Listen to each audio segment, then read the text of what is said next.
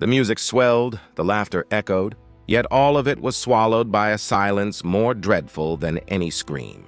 Rome, 1502, Renaissance in its most opulent form.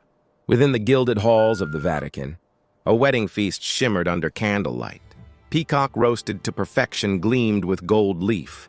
Goblets overflowed with spiced wine, and the air itself carried the perfume of power and roses. But this night was more than a celebration. It was a stage, a transaction, and by dawn it would birth a spectacle so grotesque that history would remember it only in hushed whispers.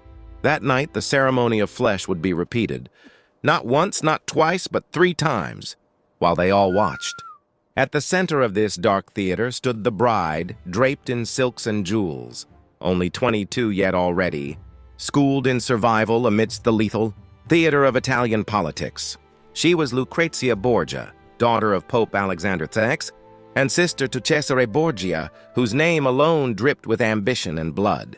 The Borgias were more than a family, they were a force of poison, wealth, scandal, and terror. Alliances were bought, rivals eliminated, and children wielded like weapons. For Lucrezia, marriage had never been about love. It was a strategy, and tonight her very body would be the ledger. Her intimacy transformed into proof, her humiliation into political currency. Her groom, Alfonso d'Este, heir to the Duchy of Ferrara, sat beside her, a man of proud lineage wary of the Borgia reach.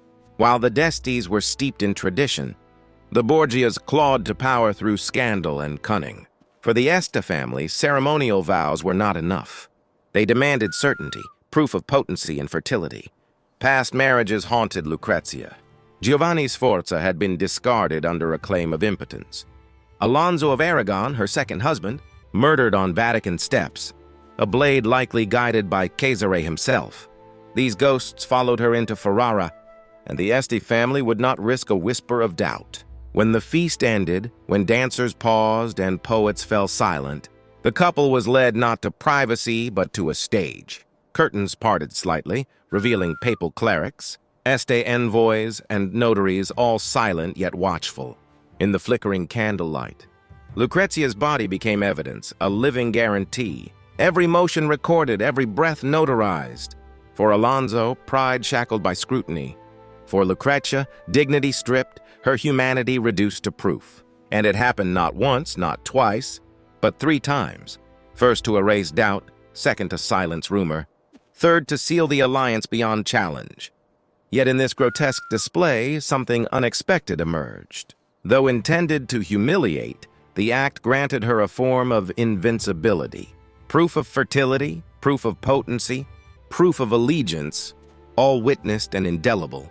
Rumors could no longer undo her marriage. The same act meant to cage her now fortified her position.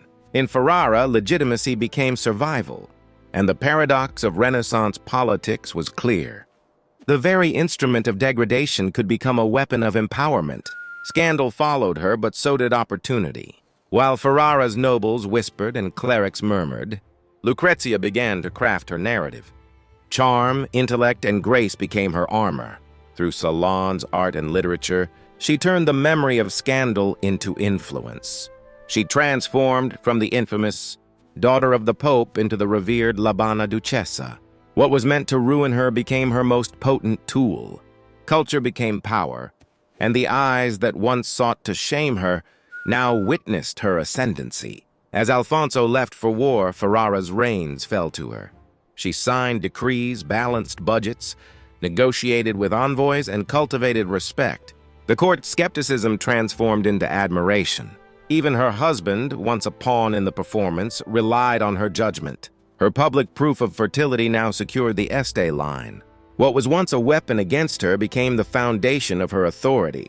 The same eyes that had witnessed humiliation now watched a duchess wielding genuine power. History debates endlessly. Was Lucrezia a survivor, shaped by cruelty, or a strategist, turning every humiliation into leverage? Perhaps she was both. Her body, once a stage of shame, became a weapon of legitimacy. The whispers of 3 acts that night faded into tales of governance, patronage, and cultural brilliance. In the flickering candlelight of Renaissance Rome, Her story reminds us that power and humiliation are two sides of the same coin. The bed meant to imprison her built her throne. The eyes meant to shame her witnessed her triumph. And the echoes of that night endure. A chilling testament to resilience, strategy, and the paradoxical theater of history.